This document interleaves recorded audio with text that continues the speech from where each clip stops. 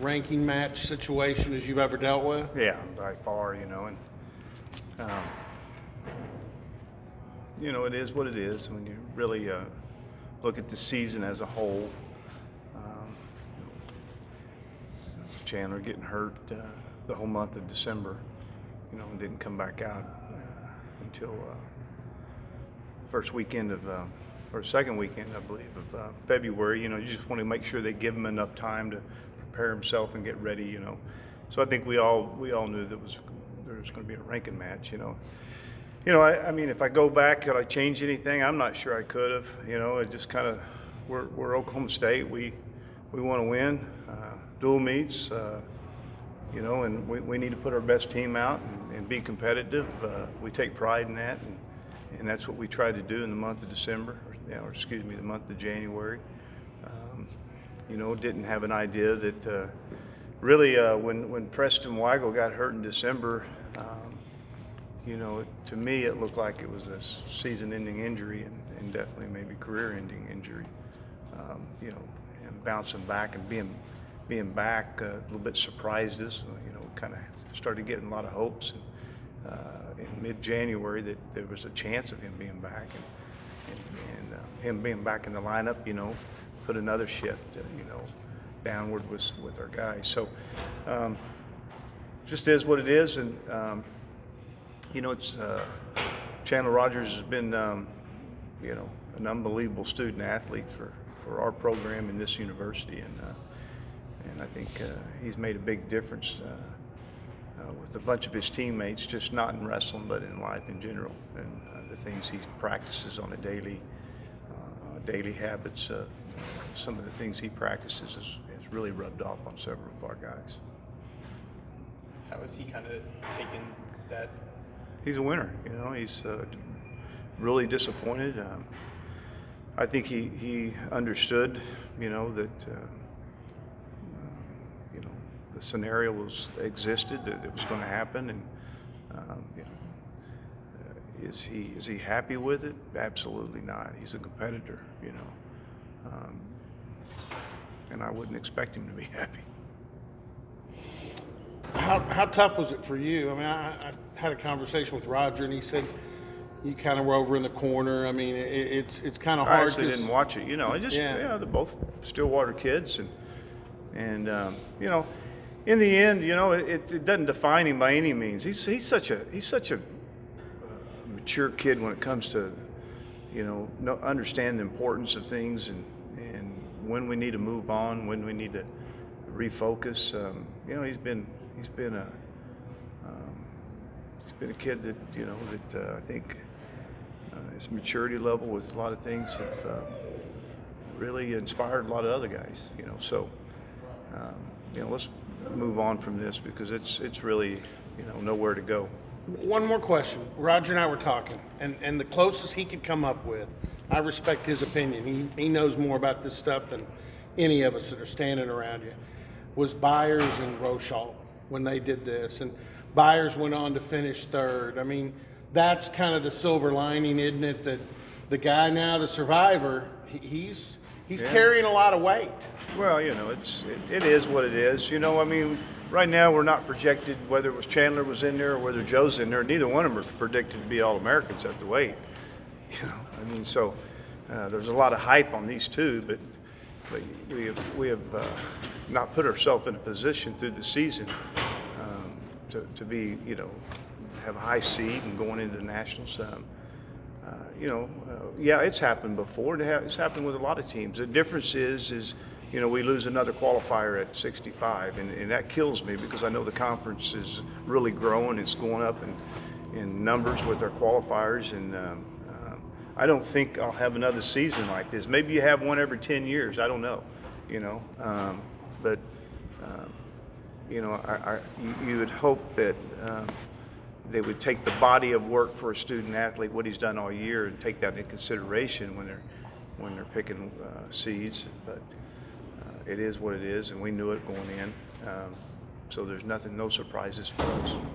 Do you expect extended conversation between all the coaches this weekend just about the process and with the descent program and just discussions about where does Joe, I mean, they're saying he might be an 8 seed or who knows. I mean, do you expect a lot of chatter between the coaches trying to figure out a way to address this so it doesn't happen again, or just Well, I don't the think qualifying I don't process? think it's not really a matter of something happening again. It's just a matter of there's scenarios within your team when you have injuries that you need to make adjustments if you want to win. The NWCA, they want us to put importance on dual meets. I do believe it's one of the areas that we have grown our sport, especially the last 4 or 5 years, is dual meets. So unfortunately, right now your dual meets wins or victories or losses don't count a whole lot towards the NCAA championship. You still have to perform in that scenario. So, I don't know. It's just there's some scenarios that I think that I wish were differently. I think it'd be improving our sport and continue to improve our sport. But there's been a lot of rules that have really probably helped our growth of our attendance at dual meets across the country. So a lot of the new rules have created a lot of action in our sport.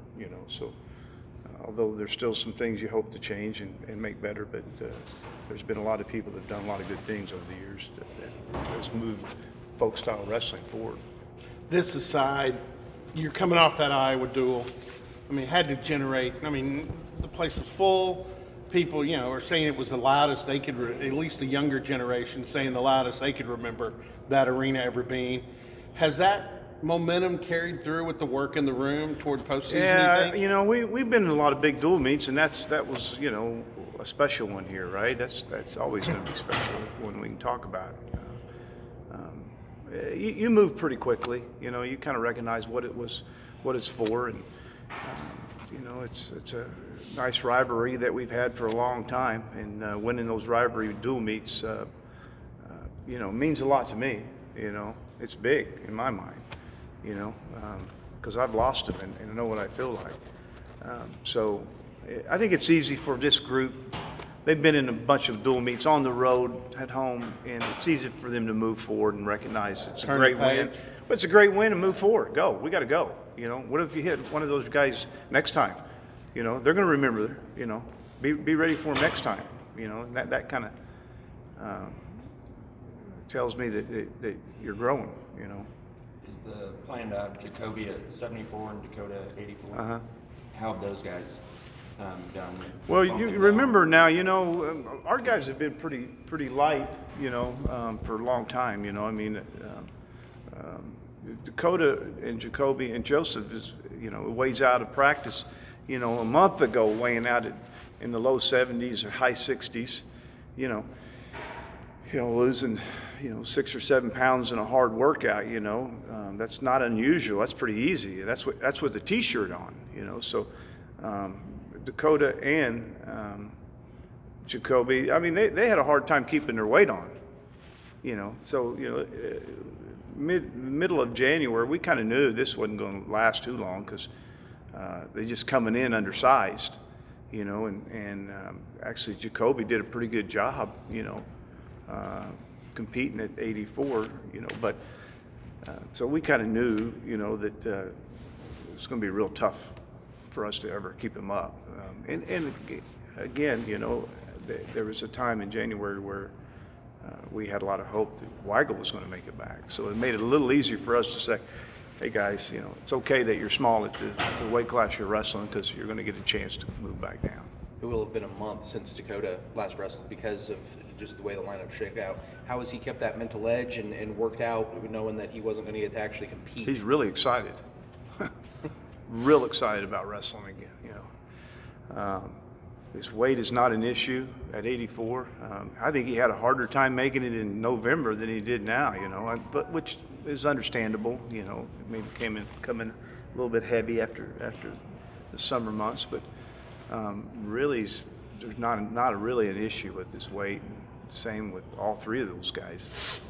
There's no issues with weight. It's pretty comfortable for him, and I think they're probably wrestle their best at these weights that they're at.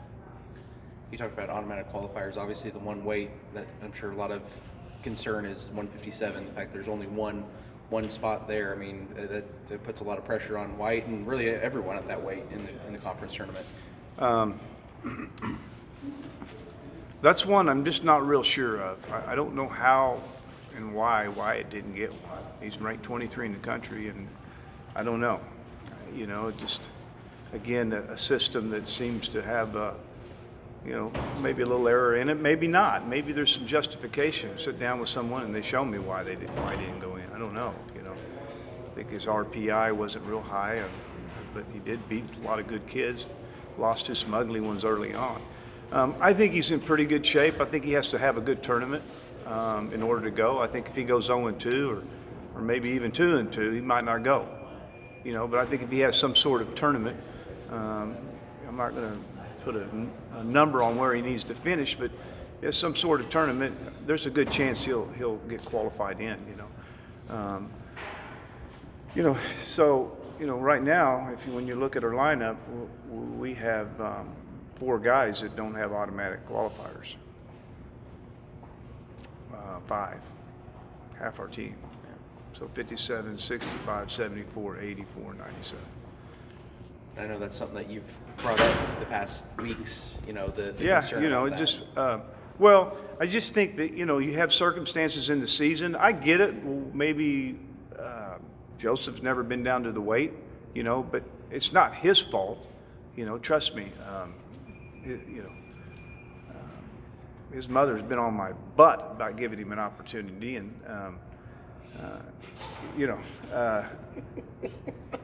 it's not his fault.